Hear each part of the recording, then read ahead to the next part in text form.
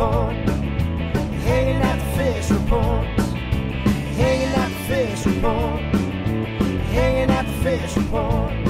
For your latest news in high school sports, tune in to the fish report. Don't need no bed, don't need no pull. When you tune in to the fish report. Hanging at the fish report. Hanging at the fish report. You got Craig and TK and Head that tune in at the fish report. Coming to you live from Studio F in Russia, Ohio. It's the Fish Report Live Show with your hosts, Craig Fissinger and Ken Francis. Tune in to the fish report. And good evening, everyone. Welcome to another Fish Report Live. I'm Craig Fissinger. That is Ken Francis. We're your host. Thanks for joining us. Back in our sound room tonight, two guys we like to call TK and Heavy D. We'll be talking to them a little bit later in the program. And, of course, out in Studio R, it's Covey and Kurds. Can't wait to talk to them tonight. Ken, another fun night on FRL. Yes, it is, Craig. Really looking forward to tonight's show, Craig. The weather has gotten maybe marginally better, but not a whole lot better. Boy, it's been cold. Some cold nights out there at the ball diamonds and at the track and field meets. But warmer weather is on the way, at least for a couple days, and then it's going to get cold again. But regardless, Craig, we're going to talk to Jeff Sanders tonight, the head baseball coach of the Fort Loramie Redskins.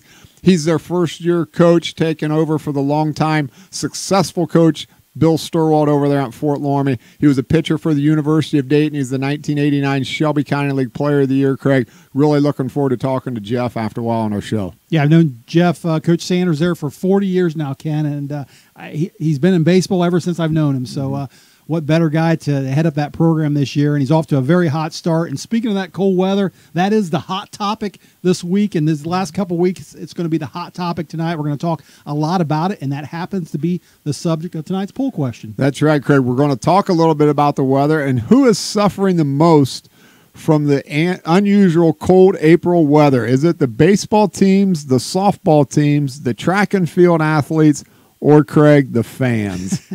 I might have to vote for number 4 there simply because that's me. Oh, man, I think it's affecting everyone, but we'll see what our viewers think tonight. If you're watching us on the Fish Report Live page on your computer or your phones, you can scroll down, help us answer tonight's poll question, and check the results. If you're watching us on NK Telco Cable TV, TK is going to have those results for you at the end of the show. All right, Ken, let's get some things started here. And, again, talking about cold weather tonight, we were over at the Fairlawn track meet last night. They had a 5-team meet in the Shelby County League. And, it was actually I talked to some Fairlawn kids, talked to some Jackson Center kids. For Jackson Center, it was actually their 4th meet of the year. Wow. I'm not sure how they got 4 meets in, but for the Russia girls, it was only their first meet of the year. One thing they all had in common, though, is that they were all tired of dealing with this cold weather. And we asked a few of them how they're dealing with it as far as training goes and how it's affecting their events. Let's see what they had to say.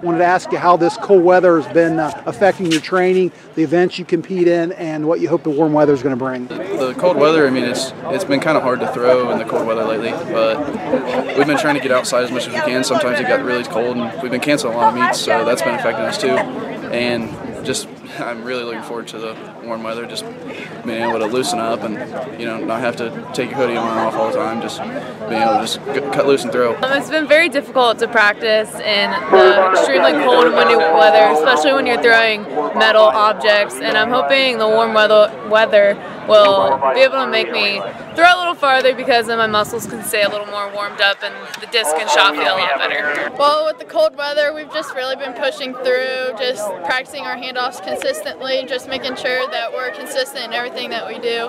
And we're hoping with the warm weather that we'll take some time off of our relays and it'll definitely help our times increase. Cold weather isn't helping any of our athletes, but me especially, focusing on pole vault, it's really affecting me with my poles and what poles to use and what height I'm supposed to get. Today, I didn't really do very well. I wasn't getting the height that I wanted because of this weather.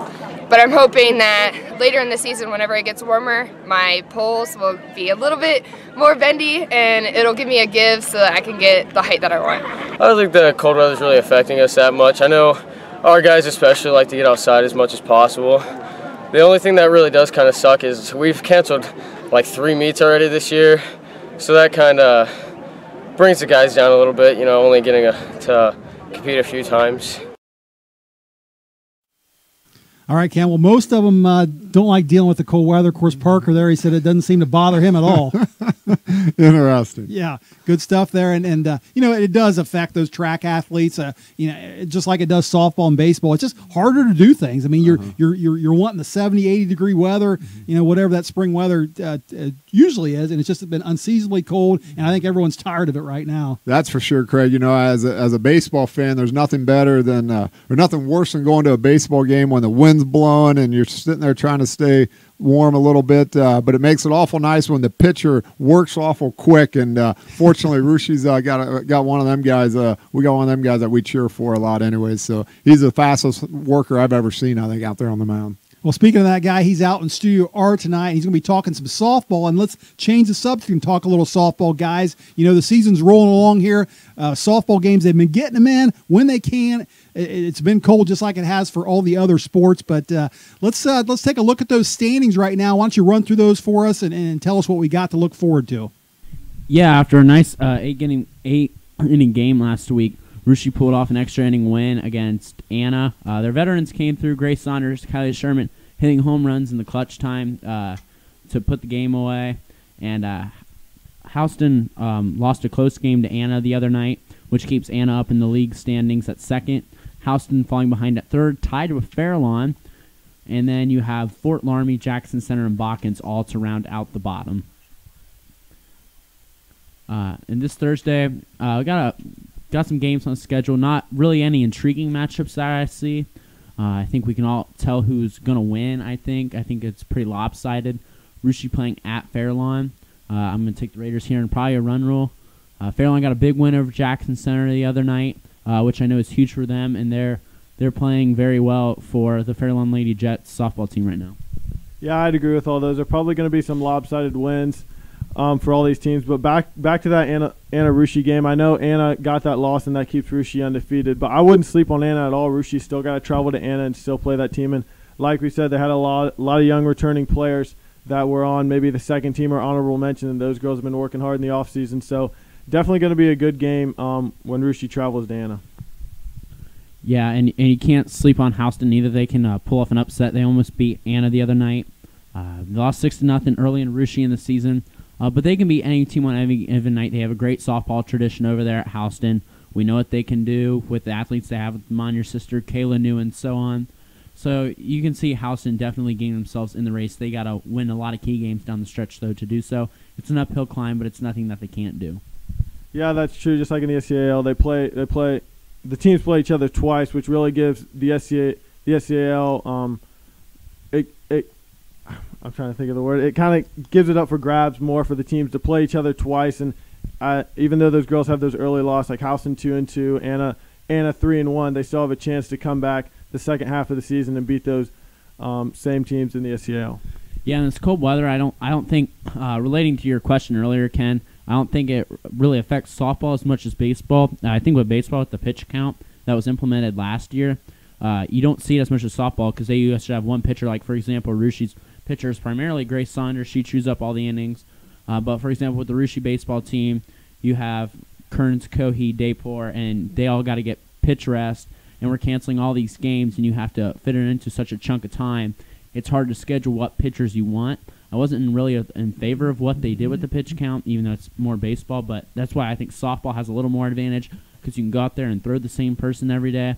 And one person can make a difference. And I think definitely Saunders, for example, does that at Rushi, being able to eat up all those innings. Yeah, she's a fantastic pitcher, and I could agree with that. I mean, any game, I think she started Monday night and as well as Tuesday night, back-to-back nights like that. So that's really nice for just the way that those girls play and the way that she's such an athlete on the mound. She can really chew up innings, like you said, and it definitely does affect the baseball team, I think, a little more. You guys, a question. Did didn't Houston? You were talking about Houston, and they beat Minster the other night. Is that correct? That was a really nice win for the Wildcats. Yeah, it was. Minster's an okay team in the MAC. MAC's pretty strong in softball, as they are in pretty much everything. So that shows you that Houston can compete with a lot of teams in this area. The matchup I was looking forward to, guys, was actually Houston had Bradford on the schedule. Over at Bradford earlier this week, I believe, Houston ended up playing a league game, I think, with Anna, a game that needed to be rescheduled due to a cancellation there because of cold weather. But Bradford, a very good team right now. I think they're undefeated. Actually, got a very good freshman pitcher over there in Skip Miller and a bunch of other players that are doing the job for them this season. Yeah, Bradford actually had a close sectional game with Russia last year, 4-2. Saw on your page there, you had Bailey Weisong as a senior there returning. So Bradford's a good team. They got the CCC is very softball tradition rich. They've won state titles over there with teams like Newton and so on. So the CCC is a very good school. I know a lot of those girls get in Greenville travel ball, and that's what makes the CCC so well rooted in softball. Yeah, I'd agree. I mean, anytime you see Bradford on your schedule, a lot of times they're not so great in other sports, but softball, they definitely light it up. On social media, see a lot of times a lot of people they're pretty good at that school, and so yeah, that'd be a good matchup for Houston and Bradford. And just a shout out before we go back, possibly to commercial here. I want to congratulate this guy to my left on setting the Russia school record with 17 strikeouts versus Marion Local the other night. College coaches, I'd be calling him. This kid did a real good job pitching the other night. 17 strikeouts. Might have just stayed at 16, tied with Nolan Francis if there wasn't a drop fly ball in the outfield, but he made advantage of it. Had a 17 strikeout. Just want to congratulate Daniel over here. Thanks, Brandon. Good stuff right there. Yeah, congratulations, Daniel. And I liked that game a lot because not only did you have 17 strikeouts, but you threw strikes and you worked awful fast in that cold weather. I'm just glad he's hanging out with us here, Ken. Absolutely. Good stuff, guy. Good stuff, guys. Hey, thanks for that. And Ken, it's talking about softball. I actually got a chance to slip over to the Loramie Fairlawn game the other night when we were at Fairlawn for the track meet and talked to assistant coach Nick Turner over there. And he came over and talked to me a little bit between innings and said, "Craig, I've been doing this for 11 years." He goes, "This is the worst spring we've ever had." He said, "Put it this way." He said, "We had a game on our field the other night." He goes, "It's only the third time we've been on our diamond." He goes, "When we were playing a game." So yeah, it's crazy. It's been a tough spring. All right, well, we are going to take a commercial, but stay right there because when we come back, we're going to talk some baseball, including that big interview with Fort Loramie coach Jeff Sanders.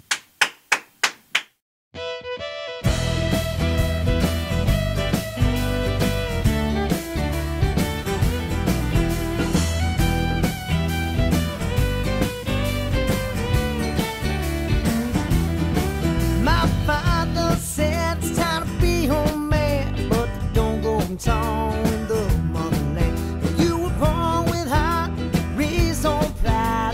Vinegar runs through your bloodline. Oh,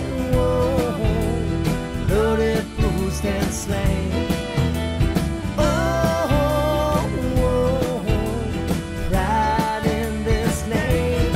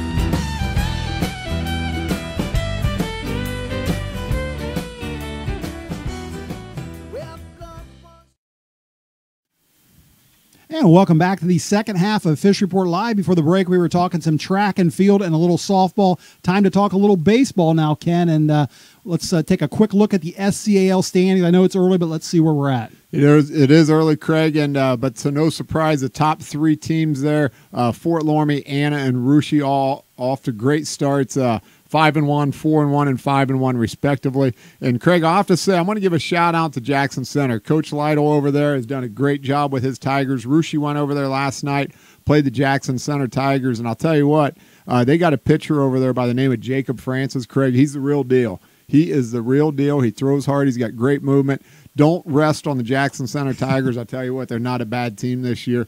Previous years, they've been a little shaky. This year, they're not bad. But like I said, Fort Loramie, Anna, Russia sitting right there at the top, Craig, and that's what everybody expected. That's where they're at right now.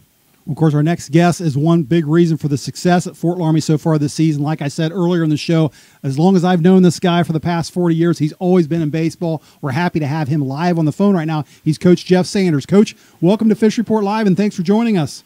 No problem, guys. How are you? Well, listen, we're talking about the cold weather tonight here, but you're off to a hot start, and congratulations on that. I want to ask you, I know it's early, but what's been the big reason for your success so far? Hot start, maybe. I know we're playing well. We really had a really nice game against Chaminade Julienne. Jared Mittendorf pitched a great game. And then that got us some momentum going into the rest of the season and the first games on the schedule. But, we have a long way to go. We have a lot of things to work on. Then we come in to play Minster, and for everything we did right in the Chaminade game, we did not so good in the Minster game. We left runners in scoring position multiple times. In fact, we struck out with a guy at third twice, with a guy at third with one out. I didn't think our at-bats were very good. We didn't play that great of a defensive game. I know we were up 2-0 in the sixth inning, but in the sixth inning alone, we had a walk, a hit by pitch, pass ball, wild pitch. We didn't cover a bunt very well. We had the infield in twice, and we got ground balls, and we didn't convert them into outs. So for every good game, you find out there's things that you still have to work on.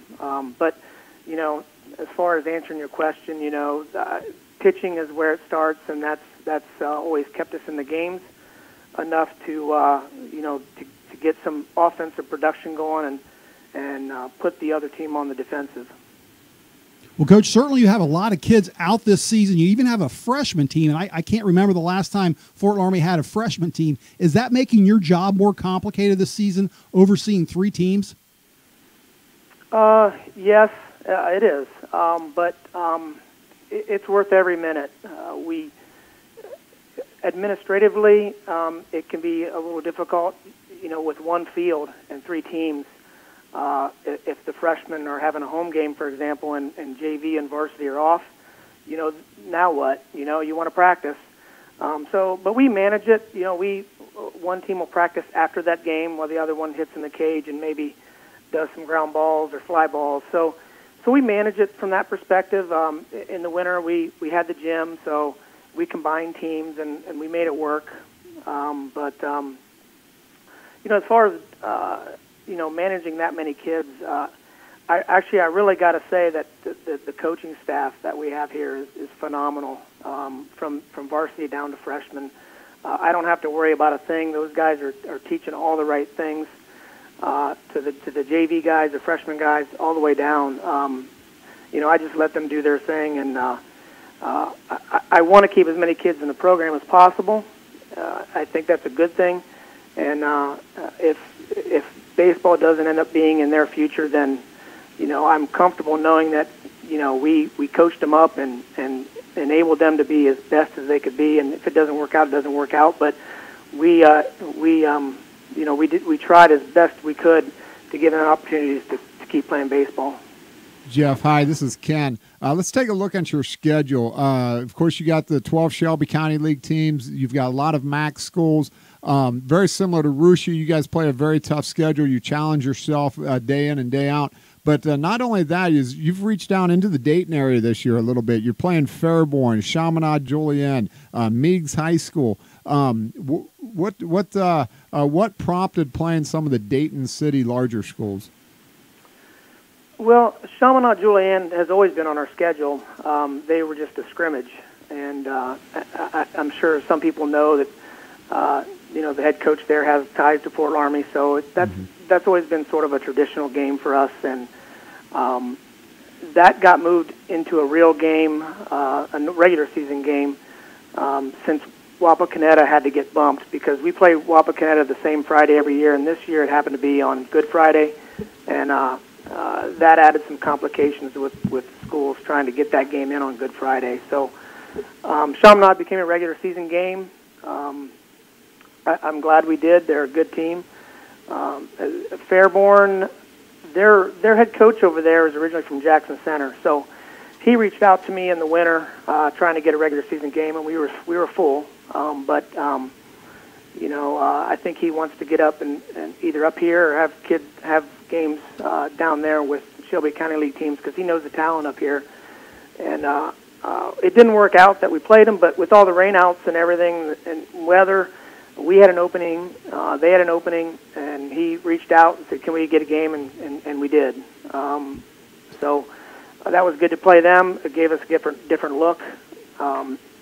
With Meigs, their head coach is from Dayton, and I know him through a baseball friend of mine, and he wants to come back to Dayton every year to play a game, sort of as a kind of a homecoming for him, to have his family there and his extended family there to watch him coach. So we got that on the books. That got rained out, however, so maybe we'll try it for them next year. But it never hurts to play teams that give you a different look and that are going to challenge you. Coach, earlier in your talk, you talked a little bit about your pitching. Let's go into a little bit more depth about the pitching staff for the Redskins. You've gotten great pitching this year. Explain to our listeners how they've developed. Of course, you were a pitcher back in your day, and give us a couple of the names of the kids. Obviously, we got the Mittendorf and such over there, but who's the guys that are anchoring your staff right now? Jared Mittendorf, of course, and then C.J. Billing. Those guys, non-basketball players, so they've been throwing for an extended period of time already. But then you have the three other pitchers on our staff: Eli Rosengarten, Mason Kemper, and Nathan Rotterman. So it's been a little tricky. We want to bring those guys along, but we have to mix them in with their other guys too. So it's nice to know that we're 5 deep, and I expect all 5 of those guys to contribute to all the important games this year. Coach, you were a pitcher back in your day at the University of Dayton, and tell us how pitching today is similar or different than it was back in the early 90s. I don't think in-game philosophy has changed so much. You still have your guys that throw hard. You have guys that have a quirky delivery or maybe a lot of movement on their fastball, and a pitcher that'll have a good breaking ball. It is refreshing to see more pitchers throwing a changeup, even though I don't see it as prevalent as I thought it would be by now, but at least you're seeing that pitch. I think the real changes in pitching, come with the off-season programs and the things that they do throughout the year with arm strengthening exercises and throwing programs and things like that. I mean, a good example it would be like the weighted ball. Fish. When you and I played. We didn't even know what a weighted ball was. We were baling hay or something, and then we'd go play the game. But there was a time where that was not even introduced into pitching mechanics, and then in the 90s it sort of became all the rage, and then it sort of went the other way, where the science behind it said, well, it's hard on your elbow, and you're going to tear your elbow up, and you shouldn't do that. And so then it stopped, and now it's back again, and now it's positioned as it's a great thing if you do it right, and if you have it monitored by someone that knows how to teach it. So some of these philosophies sort of get recycled and regenerated and changed. It's hard because you have different pitchers with different skill sets and different arm strength and different abilities, and for us, different pitchers at different points in their season with guys still just building arm strength. So I don't think a lot of the stuff you see on the outside looking in has changed, but certainly what goes on with pitching and strengthening and all that kind of stuff is definitely different. Well, Coach, listen, Ken mentioned the University of Dayton here a little bit ago, and there's a pretty good fraternity of ex-UD players coaching in this area right now, including yourself, Coach Wiss over at Minster, Coach Hardemer over at Coldwater, and all you guys played together on those same great Flyer teams. Do you get a chance? I know you played against Coach Wiss this last weekend, and obviously got a chance to see him. Coach Hardemer, I know you had a game canceled against him earlier this season. Do you still keep in touch with those guys at all? Yeah, we text once in a while, and we catch up at games, and even like the summer at Acme, we have a little more time to chat because we might play in a tournament and play at 1 o'clock and not play again till 4, and we can sit there and catch up on things. But I razz them a little bit over the phone, over texting and stuff like that when I see them. So giving them a hard time. But there's even more than that. There's there was a Rob Howell from Coldwater, and Mark Wiss played, and Tony Osborne from Parkway. There was a whole group of us that went through together, and it was some good times. And I do razz them quite a bit, though.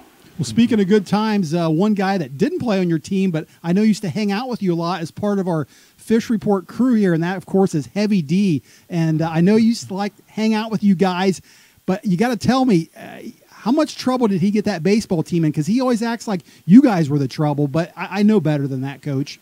He was. What kind of trouble did he get you guys in? Well, he did want to hang out with us, but we sort of ditched him a few times, and we told him to be one place and we were at another, and that was all cool. I mean, I think I know he wanted to be bat boy a few times, but the coaching staff just didn't have room for him. At least that's what they told him, So. But yeah, no, I lived with 4 Rishi guys in college, and bad influences for sure. I don't think a lot of folks know this, but I was kind of a bit of a bookworm in college, and a lot of times I had to get my grades, and I was playing ball and everything, and those guys would try to get me out and to the local establishment and things, and sometimes I just had to say no. But all in all, they're good guys. Coach, he's going to get the last shot at you here when we hang up with you. He's going to get the last shot. So, well, the one thing I noticed too is I don't understand how him and Francis, they have all their hair still, and you and I are losing ours. I mean, those guys are good looking enough already, and here we are, schmucks. We're losing hair. I don't get it. Just all that good living we do over here. So. But listen, Coach, appreciate you being on our show tonight. You're doing a great job with the program already. You had big shoes to fill over there when you came in over there at Fort Loramie, replacing Coach Sturwald. And, I know we're looking forward to Monday night when the Raiders come over to Fort Loramie and play. And from what I'm seeing, it's going to be a cold one. So bundle up, and I'm sure it'll be a good game. Yeah, it'll be fun. We'll see you guys Monday. Take care, Coach. Thanks, Coach. All right, that was the new head coach of the Fort Loramie Redskins, Jeff Sanders, like I said, off to a hot start. And Heavy D, sounds like Coach Sanders was all about the books in college, and you were just the opposite. Yeah, I had the fortunate pleasure of living with Coach Sanders for 3 years down in Dayton, and got to know Mike Wiss and Coach Harlemer from Coldwater and Tony Osborne from Parkway. All a good group of guys.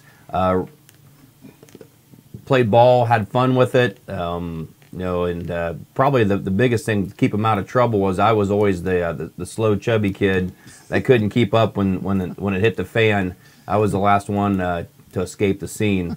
But good group of guys, and I enjoy touching base with them every now and then. A lot of fun. Well, that's good stuff right there, and brings back some good old college memory days right there. Ain't that right, TK? Oh, yeah, nothing better than that. Good stuff there, guys. And, talking cold weather tonight again, and hopefully get that game in on Monday at Fort Loramie. It's going to be a cold one, like you said, but hopefully it'll be nice enough that we can play that game. And cold weather was the subject of tonight's poll question, Ken. Yes, it was. We'll go back to the sound room, ask TK here in a second. But which of these sets of players or fans does it affect the most? Is it affecting the baseball teams, the softball teams, the track and field athletes, or the fans? TK, what are the telemetrics saying back here? Well, the telemetrics are saying that we got a lot of fans watching the show tonight, not a lot of athletes, because the fans got 57%. The track and field comes in second at 33%. So I'd say I agree with the 33% of the track kids, because that's a rough sport when you're cold. Yeah, we're sitting around the whole time. They're out there staying busy and running and throwing balls and everything. We're just sitting in the stands wrapped up in a blanket if we're lucky. So. But good stuff there, and that's going to wrap it up for tonight's show. I do want to say special thanks to our guest, Coach Jeff Sanders, for joining us on the show tonight. Thanks to viewers out there for tuning in. Ken and I and the crew will all be back again next week, same time, same place. Until then, have a great rest of the week, and good night, everyone. Hanging at the fish report. Hanging at the fish report. Hanging at the fish report. Hanging at the fish report. For your latest news in high school sports, tune in to the Fish Report. Don't need no bed, don't need no pull when you tune in to the Fish Report. Hanging at the Fish Report.